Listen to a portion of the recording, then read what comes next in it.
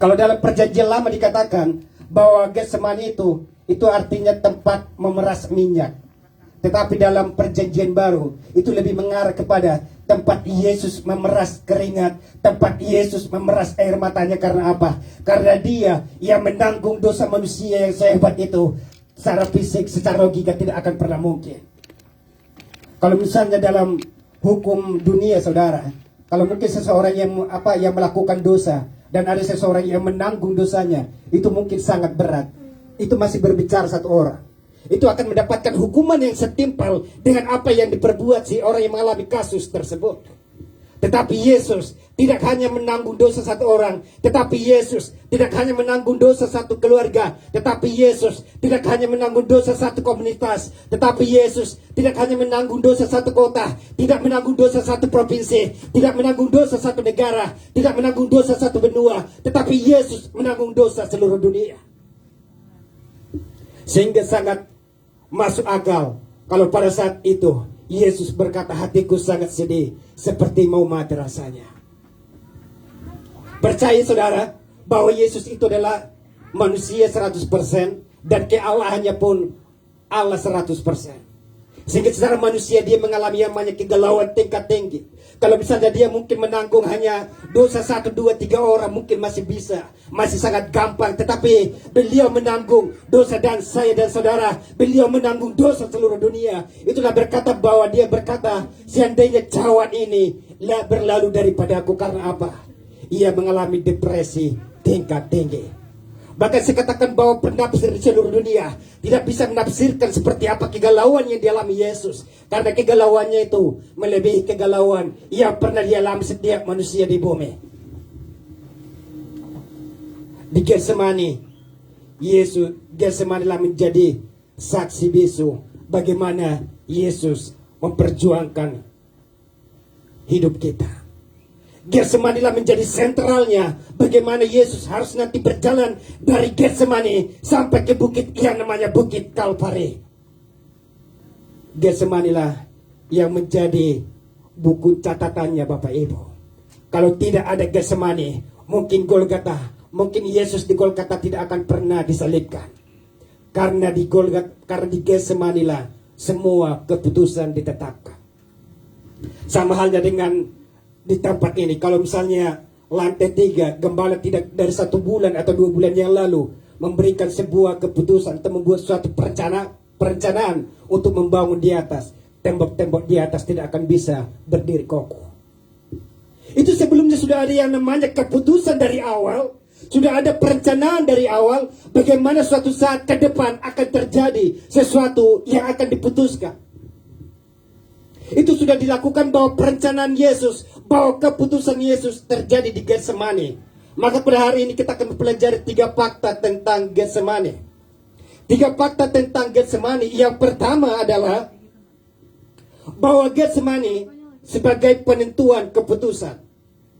Yang kedua, Getsemani sebagai masa uji tes kepatuhan. Dan yang ketiga, Getsemani berbicara sebagai masa persiapan menuju Kalvari. Ini ada 3 fakta bagaimana tentang Getsemani itu sendiri yang menjadi saksi bisu mengenai pengorbanan Yesus, mengenai perjuangan Yesus, bagaimana Yesus di medan perang untuk menyelamatkan kita, untuk memperjuangkan kita supaya saya dan saudara berkenan di hadapan Allah. Ada 3 fakta Getsemani. Yang pertama, Getsemani sebagai masa penentuan keputusan. Keputusan di Getsemani adalah final dan mutlak kemauan Yesus. Itu bukan karena paksaan dari Allah, itu bukan karena paksaan dari manusia, dan tidak ada unsur paksaan dari siapapun, tetapi itu mutlak dari hati Yesus. Karena apa? Karena kasihnya yang begitu besar akan dunia ini, Bapak Ibu. Sehingga nyatalah Yohanes 3 ayat 16 berkata, karena begitu besar kasih Allah akan dunia ini. Itu artinya bahwa itu semua bukan ada karena unsur paksaan, tidak ada unsur dari siapapun, oleh apapun. Yesus untuk menanggung salib, Yesus harus berjuang di Getsemani, tetapi itu adalah keputusan Yesus sendiri. Maka yang pertama saya katakan bahwa Getsemani sebagai penentuan keputusan Bapak Ibu. Di Getsemani Yesus menentukan, memutuskan, mengambil alih atau tidak. Dia harus mengangkat salib atau tidak. Dia harus disalibkan atau tidak. Maka Getsemani adalah tempatnya. Maka Getsemani adalah sentralnya Bapak Ibu. Getsemani adalah tempatnya bagaimana Yesus harus mengatur strategi untuk mengangkat salib dari Taman Getsemani menuju tempat yang bernama Golgota. Sekali lagi saya katakan Getsemani sebagai masa penentuan keputusan. Yang kedua adalah Getsemani sebagai masa uji tes kepatuhan. Sehingga dikatakan tadi dalam ayat yang ke-36 dikatakan, "Ya Abah, ya Bapa, tidak ada yang mustahil bagimu. Ambillah cawan ini daripadaku, tetapi janganlah apa yang aku kehendaki, melainkan apa yang engkau kehendaki." Saya sengaja menggunakan kata kepatuhan di sini Bapak Ibu. Seharusnya saya menggunakan kata ketaatan. Saya berpikir kalau saya membahas ketaatan, Bapak Ibu pikirannya sudah mengarah kepada perpuluhan. Jadi saudara tidak fokus dengan firman. Saya membahas di sini tentang kata kepatuhan. Bagaimana Yesus patuh dengan perjanjian dari awal. Dengan apa yang dimuatkan dari perjanjian lama. Yesus menyelesaikannya. Dan patuh di Getsemani hingga sampai nanti berdiri di sebuah bukit Golgota. Dikatakan dalam ayat 36 ini, "Ya Bapa, tidak ada yang mustahil bagimu. Ambillah cawan ini daripadaku, tetapi janganlah apa yang aku kehendaki, melainkan apa yang engkau kehendaki." Di sini terjadi pergumulan, di sini terjadi yang namanya tawar-menawar antara kemanusiaan Yesus dengan keallahannya. Kalau kemanusiaannya berbicara, seandainya ada jalan lain yang lebih gampang, seandainya masalah ini langsung begitu selesai berlalu, lebih bagus kan daripada saya harus menanggung salib, daripada saya harus dicerca, daripada saya harus disalibkan, saya harus dicambuk, saya harus ditombak. Adakah yang cara lain daripada selain daripada cawan ini, ya Allah? Dikatakan bahwa di sana kemanusiaan Yesus itu berargumen dengan keallahannya. Tetapi yang membuat itu menjadi final adalah ketika dikatakan, "Tetapi janganlah apa yang aku kehendaki, melainkan apa yang engkau kehendaki." Janganlah apa yang aku kehendaki, melainkan apa yang engkau kehendaki. Kalau tadinya tidak ada kata yang kalimat yang demikian, mungkin perjalanan salib, mungkin kemanusiaan kita tidak ada yang selamat Bapak Ibu. Karena apa? Manusia itu sudah identik dengan dosa. Percayalah, saudara mungkin ke gereja ini, datang ke gereja ini. Saudara mungkin di jalan sudah melakukan dosa. Mungkin dalam rumah tangga saudara sudah melakukan dosa. Mungkin saudara melihat sesuatu yang tidak baik. Mungkin saudara sudah melakukan dosa. Saya katakan bahwa manusia sesungguhnya sudah identik dengan dosa. Sehingga tidak memungkinkan bahwa manusia dengan kerja kerasnya, manusia dengan apa yang ia lakukan untuk selamat, itu tidak akan ada yang mungkin Bapak Ibu. Sehingga kalimat inilah yang sangat membanggakan kita. Tetapi janganlah apa yang aku kehendaki, melainkan apa yang engkau kehendaki. Saya katakan bahwa Getsemani sebagai medan perang antara keinginan kemanusiaan Allah dan keinginan Allah. Di Getsemani lah kesengsaraannya mulai memuncak. Dan saya katakan terdapat ratapan tangis yang tidak dapat diungkapkan, sehingga peluhnya seperti titik-titik darah yang menetes ke tanah. Maka nanti hari Jumat itu kita merayakan yang namanya perayaan Jumat Agung. Ini berawal dari mana? Di mana Yesus di Getsemani ada tempat transaksi antara jual beli antara Yudas Iskariot dengan penyamun-penyamun. Saya katakan sekali lagi bahwa Getsemani inilah, di Getsemani lah adalah tempat transaksi Yesus diperjualbelikan antara Yudas Iskariot dengan para penyamun-penyamun Bapak Ibu. Getsemani sebagai masa uji tes kepatuhan. Kalau saudara bikin SIM, saudara harus diuji tes kelulusan. Apakah saudara sudah benar bawa motor, sudah layak bisa mendapatkan SIM atau tidak. Kalau saudara tidak tepat seperti peraturan yang tertulis, maka saudara tidak akan pernah diizinkan untuk memiliki SIM. Tetapi saudara, pada hari ini Yesus di Getsemani sebagai masa uji tes kepatuhan, dan terbukti ia lulus melakukannya. Dan terbukti bahwa Yesus taat melakukannya. Dan terbukti bahwa Yesus sanggup melakukannya. Yesus patuh melakukannya. Dan saya katakan, dari Getsemani sebenarnya sudah tertulis kemenangan dalam diri Yesus. Karena apa dia katakan? Melainkan apa yang engkau kehendaki. Ini adalah bukti kemenangan. Bagaimana Yesus mengorbankan dirinya karena kasihnya kepada kita. Saudara, saya katakan sekali lagi, bahwa Allah itu adalah adil, saudaraku. Sehingga dia, kalau manusia berdosa, ia harus tetap dihukum. Dan sekaligus saya katakan bahwa Allah itu kasih. Kalau manusia itu berdosa, harus tetap dirangkul. Sehingga dikatakan bahwa Yesus mengorbankan dirinya karena kasihnya kepada manusia. Ada sebuah cerita, bagaimana seorang yang namanya jenderal. Ini pada zaman dahulu seorang jenderal dalam negara Rusia.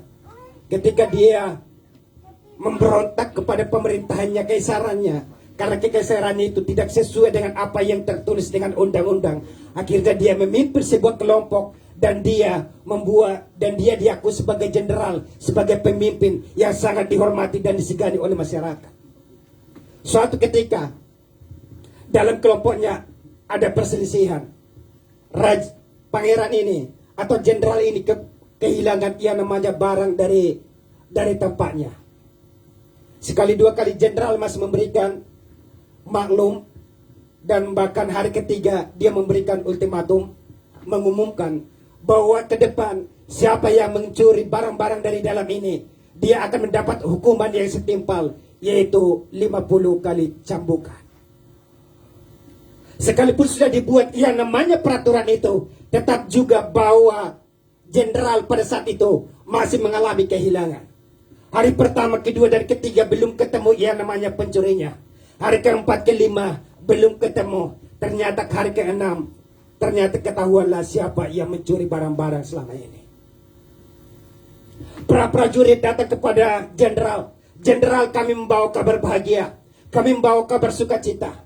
Bahwa sesungguhnya yang mencuri itu kami sudah tangkap. Dan sudah kelihatan, ketahuan bahwa dialah selama ini mengambil barang-barang kita. Jenderal pada saat itu, dia sudah mulai senang. Karena dia berpikir bahwa kehilangan tidak akan pernah terjadi lagi. Tetapi para murid-muridnya belum selesai sampai di situ melaporkan.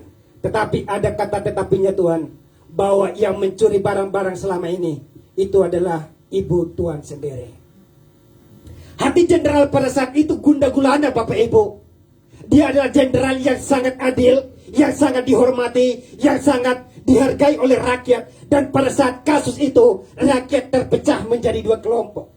Yang kelompok pertama mengatakan, dia kan jenderal, dia kan adil, harusnya ibunya harus dihukum dong. Kan sesuai dengan peraturan yang tertulis. Kelompok yang lain berkata, ya lebih baik dia turun jabatan. Yang penting kan dia ibunya, ibu yang melahirkannya. Harusnya dia harus peluk dong, harus sayang dong. Salah satu sisi jenderal ini mengalami kegalauan.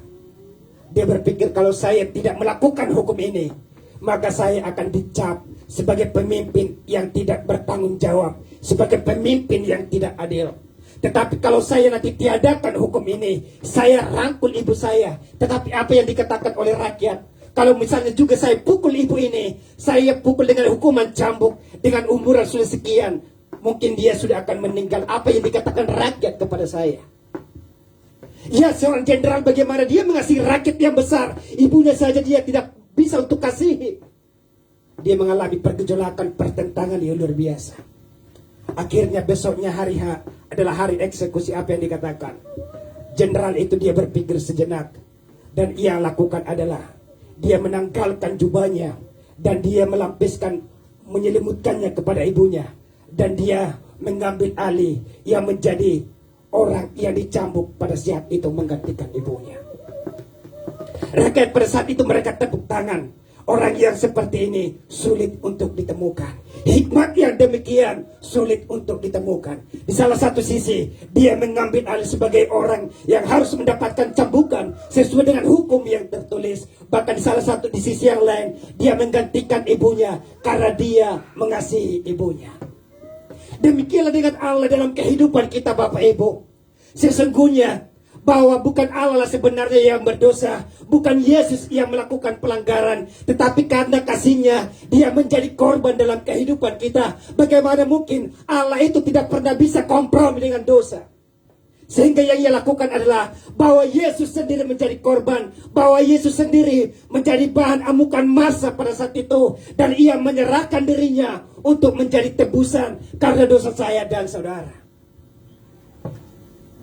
Namun yang menjadi lelucon adalah Yesus, ada orang, ada pribadi yang bela-belain kita untuk supaya kita berkenan di hadapan Allah, untuk menanggung dosa kita. Tetapi ada banyak orang menanggap lelucon, masih banyak saja yang bisa betah dengan dosanya. Ada masih saja orang yang suka menambah-nambah dosa. Saya katakan memang kalau manusia itu lemah dengan dosa, saudara. Tetapi ada banyak manusia yang mungkin secara sengaja atau mungkin susah untuk berubah. Sehingga apa yang dikatakan bahwa dia sebenarnya tidak menghargai bagaimana pengorbanan Kristus di kayu salib. Yesus karena kasihnya yang begitu besar, ia mengorbankan dirinya. Dia bela-belain mengorbankan dirinya supaya kita tidak ada yang binasa. Tetapi seringkali manusia itu menganggapnya itu sebagai lelucon dan masih betah dengan dosa. Hari ini sebagai teguran bagi kita yang mungkin kita hidup dengan hidup dengan dosa atau segala macam, maka saat ini waktunya untuk kita untuk bisa introspeksi diri di hadapan Tuhan. Dan hari Jumat kita akan merayakan yang namanya Jumat Agung, Paskah, bagaimana penderitaan Yesus dari Getsemani ia diambil sampai yang bernama Golgota. Ia menyelesaikan semua tanggung jawabnya supaya kita berkenan di hadapan Allah. Saya katakan bahwa Getsemani sebagai masa uji tes kepatuhan, dan ternyata Yesus lulus dalam uji tesnya, Bapak Ibu. Adalah kalimat yang benar saya katakan. Dikatakan, bukan kehendakku yang terjadi, melainkan kehendakmu jadilah. Sekali lagi, Yesus lulus dalam uji tes kepatuhan. Bagaimana dengan kita? Apakah kita sudah lulus dengan ketaatan kita di hadapan Tuhan? Apakah kita sudah lulus dengan kepatuhan kita di hadapan Tuhan? Apakah kita sudah lulus untuk setiap apa yang menjadi tanggung jawab kita di hadapan Tuhan, Bapak Ibu? Yesus membuktikan seberat apapun pergumulan, sehebat apapun pergumulan, bahkan itu bertolak belakang dengan keinginan manusia, tetapi Yesus membuktikan ia lulus dalam uji tes kepatuhan. Itu yang kedua. Kalau yang pertama tadi bahwa Getsemani sebagai masa penentuan keputusan, yang kedua bahwa Getsemani sebagai masa uji tes kepatuhan, dan yang ketiga saya katakan bahwa Getsemani sebagai masa persiapan menuju Kalvari. Yang ketiga adalah Getsemani sebagai masa persiapan menuju Kalvari. Saya sudah katakan tadi bahwa Getsemani lah adalah saksi bisu bagaimana Yesus mempersiapkan diri sebaik mungkin untuk menghadapi Golgota. Saya katakan bahwa murid-muridnya tertidur dan tidak sedikit pun mereka yang menyaksikan bagaimana Yesus untuk bergumul yang sehebat itu, saudara-saudara. Dan saya katakan bahwa pohon-pohon, bunga-bunga, bahkan apapun taman pada saat itu, benda-benda inilah yang merupakan saksi suatu kejadian atas peristiwa penting bagaimana Yesus memperjuangkan kita. Getsemani adalah tempat mengambil suatu keputusan, kita selamat atau tidak. Getsemani adalah tempat suatu keputusan, mengambil suatu keputusan, hidup kita diperjuangkan atau tidak. Getsemani adalah tempat bagaimana Yesus menjadi bahan transaksi yang diperjualbelikan antara Yudas dan orang-orang penyamun pada saat itu. Kalau tidak ada Getsemani, mungkin ia tidak akan berdiri kokoh di Kalvari. Kalau tidak ada Getsemani, mungkin ia tidak akan pernah memikul salib yang seberat itu, Bapak Ibu. Kalau tidak ada Getsemani, mungkin darah tidak akan bercucuran ketika dia dimahkotai duri, ketika dia ditombak, ketika mungkin dia ditinju apa segala macam. Getsemani lah yang memutuskan segalanya. Sehingga dikatakan ingatlah Getsemani, ingat pengorbanan Kristus. Ingatlah Getsemani, ingat pengorbanan Kristus atas hidup kita. Dan saya katakan 3 fakta inilah yang menjadi renungan bagi kita mengenai Getsemani. Bahwa yang pertama, Getsemani sebagai masa penentuan keputusan. Yang kedua, Getsemani sebagai masa uji tes kepatuhan. Dan yang ketiga, Getsemani sebagai masa persiapan menuju Kalvari. Getsemani adalah garis start dan Golgota adalah garis finish. Di Getsemani lah semua dirancang, di Getsemani lah semua ditetapkan, di Getsemani lah semua diputuskan. Terjadinya suatu kejadian di Golgota. 3 bahan pokok ini yang menjadi renungan bagi kita. Harap kita merenungkannya supaya kita memahami pengertian, bahkan supaya kita mengerti tentang Getsemani itu sendiri. Sekali lagi saya tutup dengan kesimpulan. Ingatlah Getsemani, ingat pengorbanan Kristus. Saudara, saya undang juga pemain musik sekaligus. Fokus firman Tuhan hari ini saya tutup dengan kesimpulan. Jika ada seseorang yang mau bela-belain hidupnya, mempertaruhkan nyawanya untuk menebus kita, pertanyaannya, kenapa manusia masih tega hidup di dalam dosa? Sekali lagi saya katakan, jika ada seseorang yang mau bela-belain, mempertaruhkan nyawanya untuk seseorang, untuk dosa manusia, namun kenapa manusia masih tega hidup di dalam dosa? Penutup ini yang menjadi pertanyaan bagi kita, yang layak kita renungkan. Saya undang juga worship leaders dan singers boleh maju ke depan. Mari kita mengambil waktu sejenak merenung di hadapan Tuhan.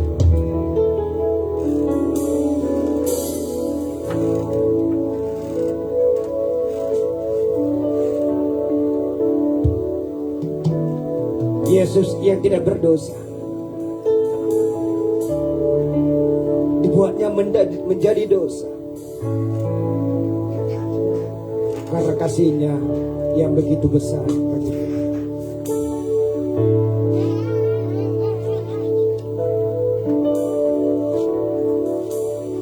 Ingatlah pengorbanan Yesus,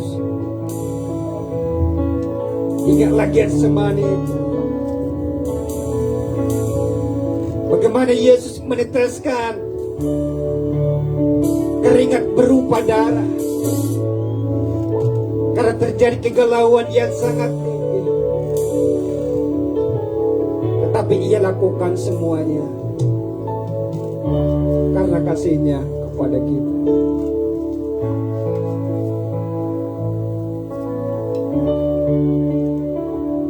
Mari ambil waktu sejenak merenung di hadapan Tuhan. Dan hari ini merupakan hari Getsemani bagimu. Bagaimana Jumat Agung yang akan dirayakan sebagai perayaan Paskah, Yesus akan menjalankan, akan melakukan eksekusi, akan melakukan action. Bagaimana ia melakukan yang tertulis, bagaimana ia melakukan keputusan yang tertulis di Getsemani.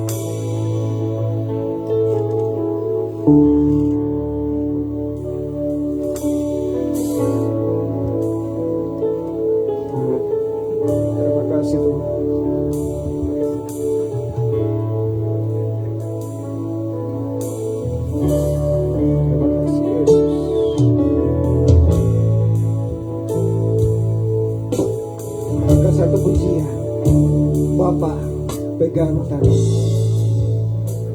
Lebih dari napasku Tuhan, ku perlukan kasih-Mu. Berjalan di sampingku Bapa seumur hidup. Haleluya.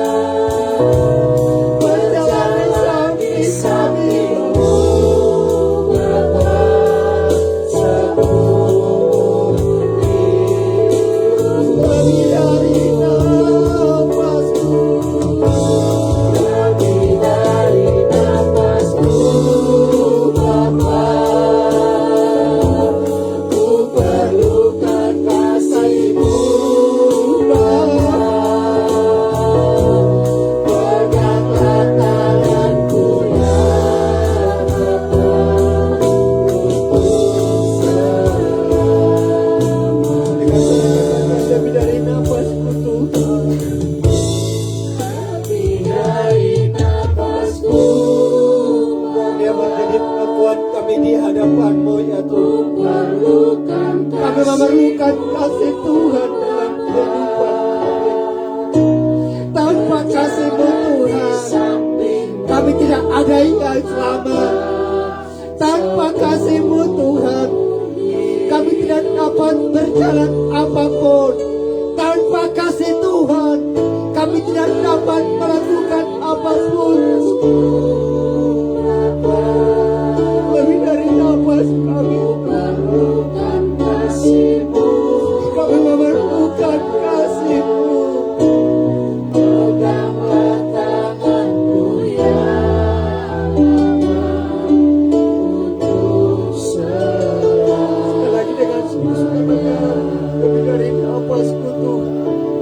Mari angkat pujian ini sebagai penyembahan-Mu di hadapan Tuhan.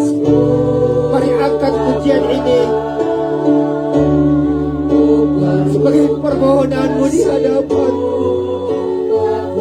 Mari angkat pujian ini sebagai permohonan-Mu di hadapan-Mu.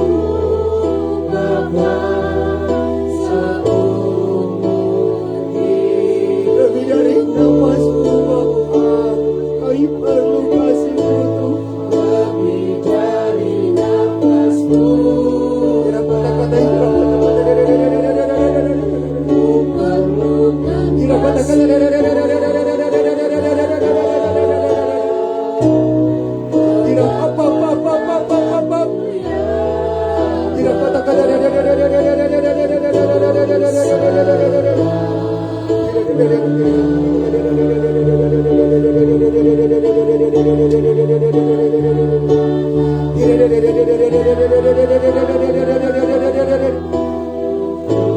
Kami memerlukan Tuhan dalam hidup kami.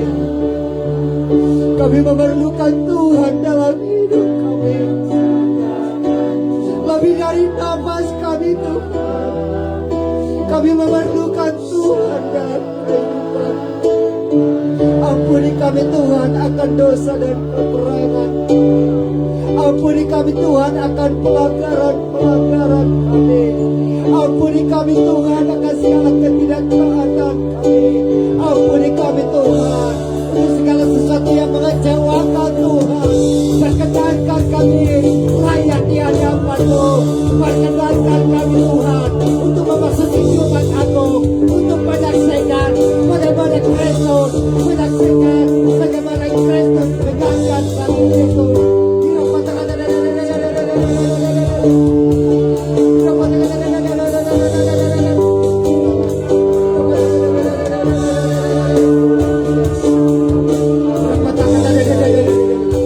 Tuhan memberkati jemaat Tuhan pada hari ini.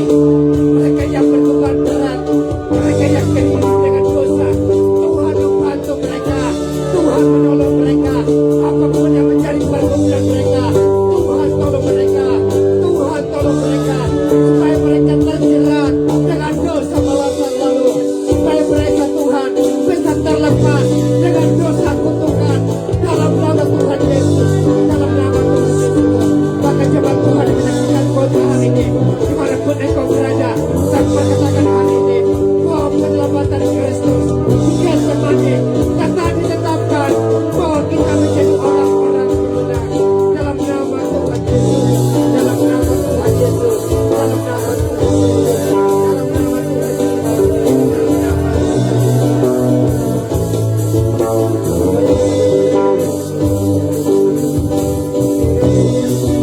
Kami membuktikan kemenangan kami. Kami membuktikan kemenangan terjadi. Kami membuktikan bahwa manusia diselamatkan. Kami membuktikan bahwa manusia berkenan dengan Allah. Manusia bisa berkenan di hadapan Allah. Dalam nama Tuhan Yesus. Dalam nama Tuhan Yesus. Dalam nama